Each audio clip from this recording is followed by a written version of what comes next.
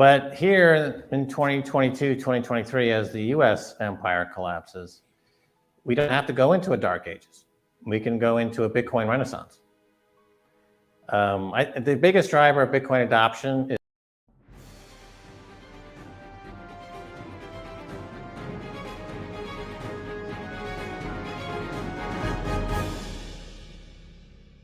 is it boils down to one simple fact, that America sucks. And once you understand the world in that context, you understand why when a country like El Salvador decides that they're going to move away from the US dollar, the US behaves like a jilted lover and decides that it's going to be vindictive and catty, immature, and behave in an immature way. So I think we just have to suffer through America's breakup with the world. And they're going to be like Johnny Depp and Amber Heard. It's going to be a public divorce, and it's going to be quite dramatic. But in the end of the day, the US dollar is gone as a sole global world reserve currency. We're entering into a multipolar world. We're going to have, obviously, commodities are going to be huge going forward because the 40-year bull market in bonds is over. So countries like Russia and other commodity producing countries are going to be huge. The ruble is already reflecting that by rallying to some pretty impressive highs in the last couple of months. And we're going to see Bitcoin. So it's going to be Bitcoin, commodity-based currencies, and then the old fiat system will fade away. Well, because Bitcoin is not a security. The SEC has stated that it's not a security. Everything else, all 15,000 others, are securities. So they would be regulated under security laws. The SEC, just this week, it came out very, very harsh. They're staffing up, they're beefing up. They're going to essentially attack every single non-BTC, so-called cryptocurrency, as an unregistered security, as they should, because that's what they are. So my point is that go with the facts on the ground, that Bitcoin is not a security. It's also unique in that it's the only truly decentralized project in the world. So there's no upside to fooling around with shitcoins. So that's where we're at on the ground here. That's my reasoning. Well, he mentioned Bitcoin in his tweets going back to 2017. And when he was mayor in San Salvador, he talked about Bitcoin being a reserve currency. So he's been plotting this for a number of years. So I think he understood the potential, and he understood that by making Bitcoin legal tender, he would catapult El Salvador into a situation where they could grow their economy independent of what's happening with the dollar in these other countries. So in El Salvador, GDP is up 10% year on year. Looks like it's going to do better than that next year, maybe even 20%. Could be the fastest growing economy in the world. And he's really boosting GDP. So a number of things that he's doing, aside from making Bitcoin legal tender, the work now to get rid of the gangs, which is America's biggest export to El Salvador, has been gang violence. So that's another big GDP boost. Plus tourism is absolutely bonkers off the charts, increasing. They had their first huge luxury cruise ship arrive recently to El Salvador. Bitcoin Beach is thriving. And I'm here in San Salvador and talking to people from all over the world and all over El Salvador who come through San Salvador, and they're talking about how Bitcoin is impacting different communities around the country. The popular press likes to say that Bitcoin adoption is not what they think it should be, but that's very misleading, because Bitcoin awareness in El Salvador is literally 100%. There's nobody in this country who doesn't know about Bitcoin. Number one. Number two, if you look at the heat map of wallets for Bitcoin, you see that it's popping up every day all over the country. So that's growing.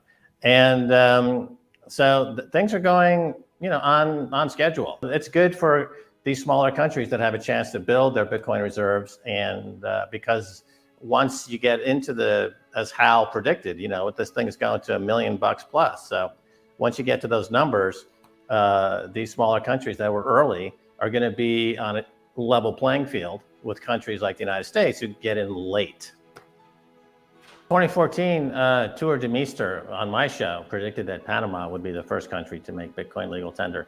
So he was close, and we were speculating which country would be the first. We thought it would be a smaller country and one that had a great need for it, et cetera. So, but remember, Bitcoin is basically gold meets a messaging app, right? So you've got the exponential growth of a messaging app or the internet in play, or Metcalfe's law, if you will. And so always you get that hockey stick moment. We saw that back in the internet back in 1997. I had a .com at that time. I had invented a virtual currency at that time. That was my original interest in Bitcoin, is having invented a virtual currency in 1996. And the mainstream media was speculating whether the internet was just a passing fad. Would it disappear? Paul Krugman at the New York Times said it wouldn't have any impact more than the fax machine.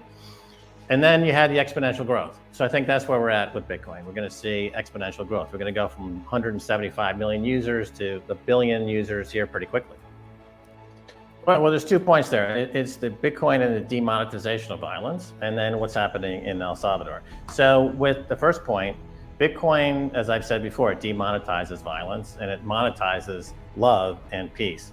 And for the reason that up until Bitcoin, one of the easiest ways people acquired wealth was through violence. It could be through war, it could be through mugging people, coercion, violence. This is how traditionally humans have had this presence of a violent element. And with Bitcoin, because it's unconfiscatable, violence doesn't work. So if you want to acquire more Bitcoin, you have to come into a transaction with something that somebody else wants to trade their Bitcoin for.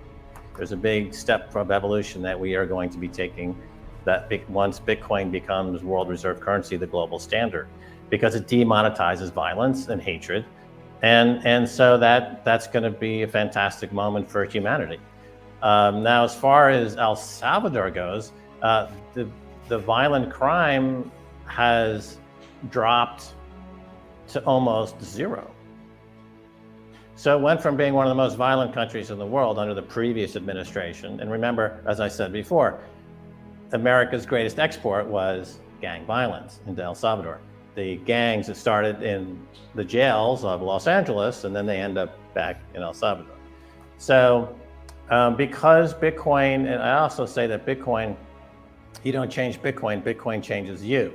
So once you become Bitcoin centric and you start to think like a Bitcoiner and start to think like Satoshi, you begin to have a completely different view of humanity and the world around you. I'm totally not surprised that the courage to go to war against gangs came after making Bitcoin legal tender, because you are empowered and your courage is increased. So as Bitcoin becomes global standard, other leaders, I would love to see America get off the violence addiction, right? America, whenever one of the politicians need to make another down payment on their yacht, they start dropping bombs, right? They start murdering kids in different countries to service the military industrial complex. That's a horrible habit to have. The US needs to break their violent habit, but they'll be very late to Bitcoin. So that won't happen anytime soon. But for the rest of the world, they can get out of the violence game and with Bitcoin. And we see it happening in El Salvador. So it's a model for the world. New York, when I was living in New York, there were over 3,000 murders a year. It was one of the most violent cities in America. And then they did this broken window theory where they really just were intolerant of violence. And New York became one of the safest cities in the world. And the economy became, the Manhattan Island has a GDP greater than $1 trillion. So it's one of the biggest economies in the world, thanks to the efforts that were done to get rid of the violence. So there is a knock-on effect. It's a virtuous cycle. Yeah, every day I meet people moving back to El Salvador, and I put videos up on my Twitter account just this week. These are people that were born here, or parents were born here. They have a love of the country. And when they heard that things are on the up and up, they're like, I want to go back. I want to go back home. You know, people have an affinity for their homes. And so they're moving back, and they're bringing with them expertise. They're bringing with them money. They're bringing jobs. And so that's another huge GDP booster. Well, we're witnessing an empire collapse, the American empire. So to use Rome as an example, when Rome collapsed, we went into the Dark Ages. But here in 2022, 2023, as the US empire collapses, we don't have to go into a Dark Ages. We can go into a Bitcoin renaissance. The biggest driver of Bitcoin adoption is failure of the US dollar. People do things because they need to do them, not because they want to do stuff or it's good for them. You know, humans have a remarkable ability to avoid doing things that are good for them. They tend to do things out of fear and greed. And Bitcoin has the greed built into the protocol. A lot of people get into Bitcoin because they're greedy, not knowing that the protocol converts greed into altruism. Fear will also drive adoption as the US dollar and the American empire collapses. People around the world will be scared straight into Bitcoin. And that can happen very quickly. So going back to the 1990 period, remember, Soviet Union was teetering for a few years, but then one day it just collapsed. The Berlin Wall came down in a day, and the next day there was Russia. I predict something similar to the US. I think it's teetering. I think one day the central bank will say, we're going to convert all of your deposits into the Fed coin, the CDBC of the United States. And effectively, it'll be over as an empire. And that will scare an incredible amount of adoption around the world into Bitcoin. So I have no doubt that these forces are in play and they can happen very quickly. Remember, it's better to be a couple of years too early than to be a day late. So, you know, stack now. So when this thing blows, you're already got your stack. Don't wait for it to blow and then you're scrambling to buy Bitcoin at $300,000, $400,000 a coin if you can find any. Don't be that guy.